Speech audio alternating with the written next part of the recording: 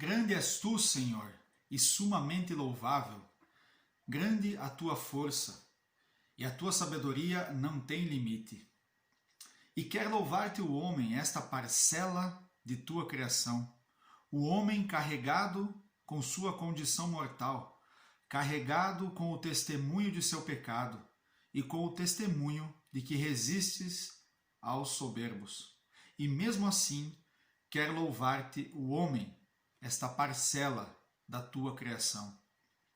Tu o incitas para que sinta prazer em louvar-te.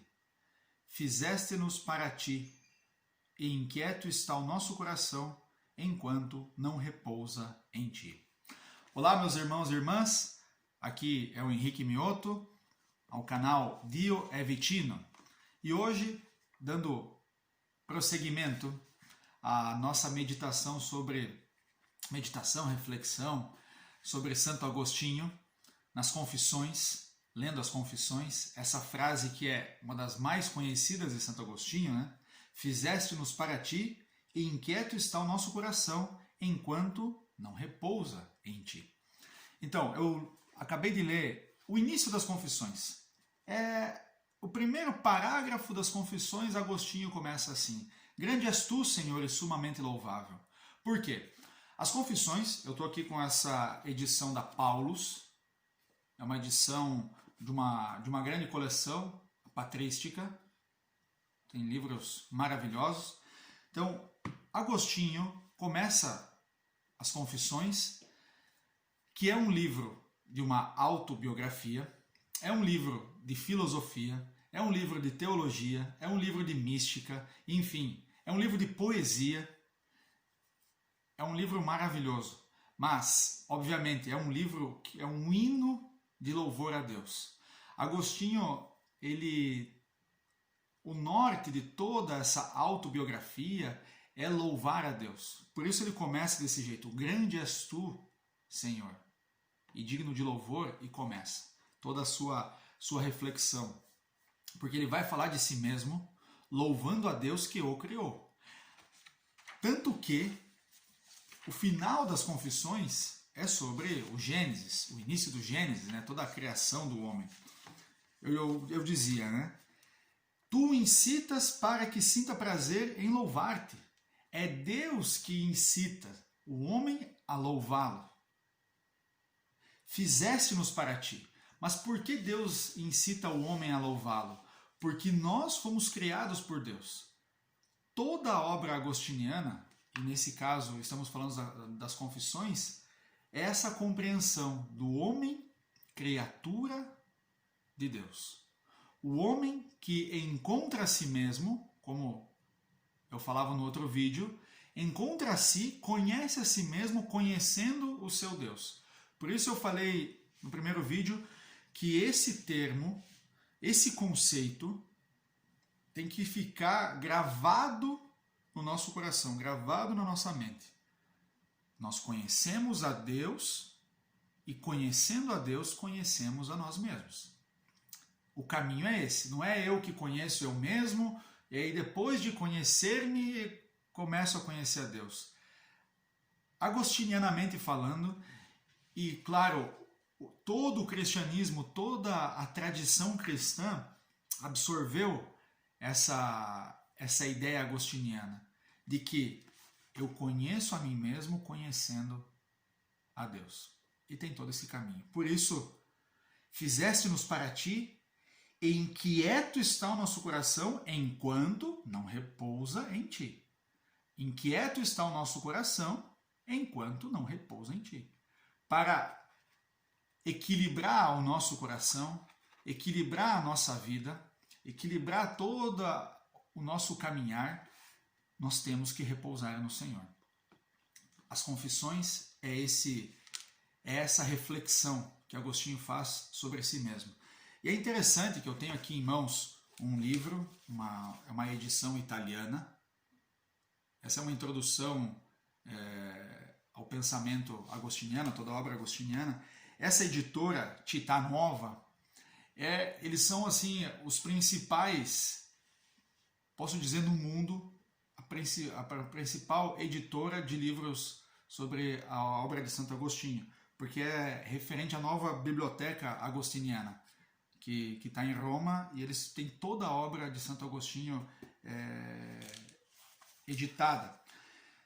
E aí, o padre, que é o responsável, ele fala, logo aqui no início dessa introdução, de uma questão muito interessante, porque o termo em latim que Santo Agostinho usa nas confissões, quando ele fala de louvar e fala de confessar, é o termo confitere, que biblicamente quer dizer tanto confessar quanto louvar.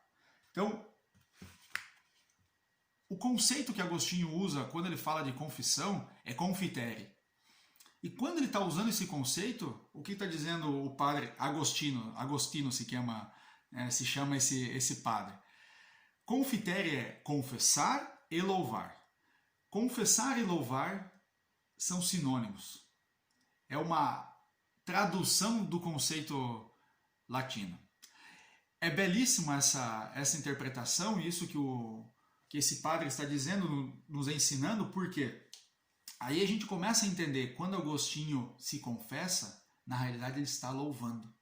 Ele está louvando a Deus, porque ele está olhando para si mesmo e vendo Deus que agiu na sua vida. Eu pensei várias vezes, antes de começar esses vídeos, de fazer uma autobiografia, ou melhor, não uma autobiografia, uma biografia de Santo Agostinho. Fazer vídeos falando sobre a biografia, quando ele nasceu, aonde ele nasceu, como foi quando ele era pequeno, o que ele fez, onde é que ele estudou, o que ele deixou de estudar, como foi a conversão, enfim, todo esse caminho. Mas eu fiquei pensando, quando eu conheço uma pessoa, né, eu faço uma amizade, conheço uma pessoa, eu começo a perguntar para a pessoa, onde que você nasceu? O que você fez quando tinha 5, 6 anos? Onde é que você estudou? Qual foi a tua primeira escola? Quais foram as cidades que você viveu? Com quem você se relacionou? Você fez faculdade? Você não fez faculdade? Fez mestrado? Não fez mestrado? Onde é que você morou? Você ficou sempre morando com seus pais? Ou você mudou de casa? Enfim, os cursos que você fez. Sabe, detalhes históricos da pessoa. Quando a gente faz uma amizade, sinceramente, eu pensando em todos os meus relacionamentos de amizade, não é a principal pergunta que a gente faz. A gente até pergunta essas coisas no meio da conversa, mas aquilo não fica registrado. O que fica registrado é a experiência daquela pessoa, o que aquela pessoa está vivendo, o que ela pensa. Isso é o que nos marca, no sentido que nos atrai, aquele desejo de conhecer mais a pessoa. Porque se no primeiro momento aquela pessoa fala alguma coisa e é uma pessoa um pouco estranha, aquilo que a gente pensa, enfim, ela não te atrai, você nem quer saber da vida dela. Você nem quer saber onde é que ela morou, como é que é o nome dos pais, o que ela fez, deixou de fazer. Mas se é uma pessoa agradável, você fala, poxa, que pessoa interessante.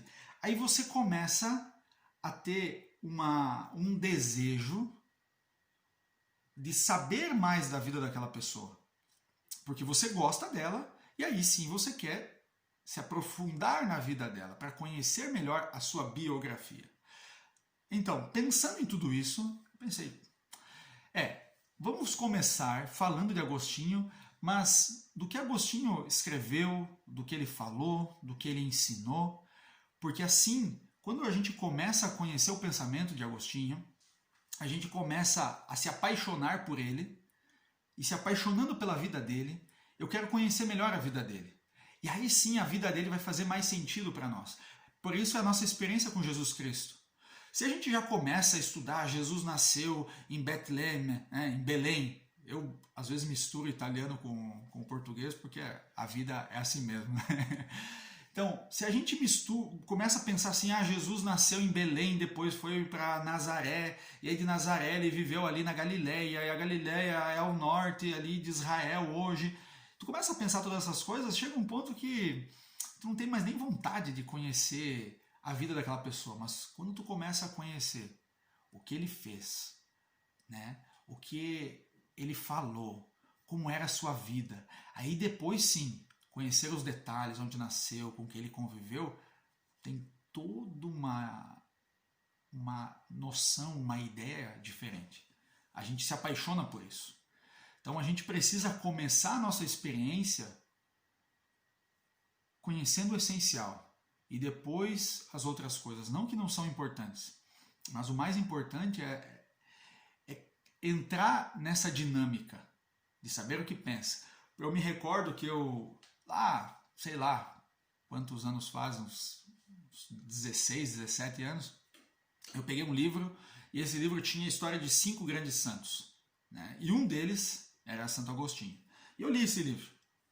E aí eu tinha um amigo que já estava estudando, era no seminário, estava estudando filosofia, e eu falei para ele, mas tu não conseguiria as confissões lá na biblioteca? Porque eu sei que nas confissões Agostinho fala da sua vida, né? Eu quero conhecer melhor a biografia, e né, nada melhor que escutar da própria pessoa o que ele viveu.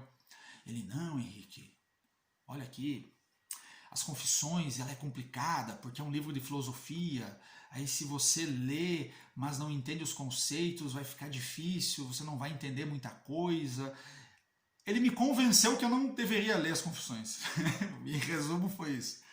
O que ocorreu? Eu acabei não lendo as confissões naquele momento. Eu tinha o desejo de ler, mas aí entrou naquela coisa, né, da filosofia, e quando a gente está começando assim o caminho cristão, filosofia parece uma coisa de pagão, né? Se eu ler alguma coisa de filosofia, eu vou começar a queimar a Bíblia. Sempre parece que você vai virar um servo do Satanás, mais ou menos, né? A filosofia tem essa ideia, né, para muitos assim. Aí eu, beleza, não li as confissões.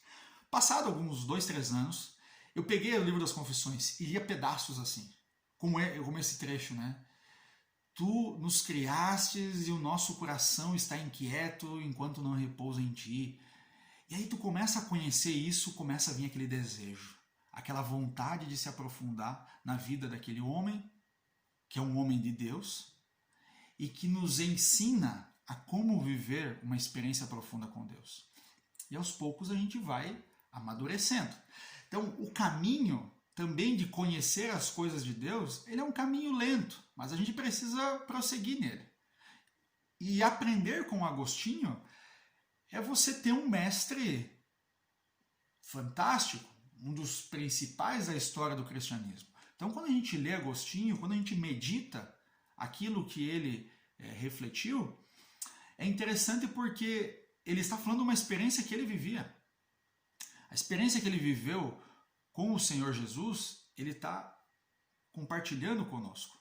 E aí a gente começa a ler, a gente começa a se enxergar também naquelas experiências ali, naqueles medos, no receio de se entregar realmente numa vida cristã.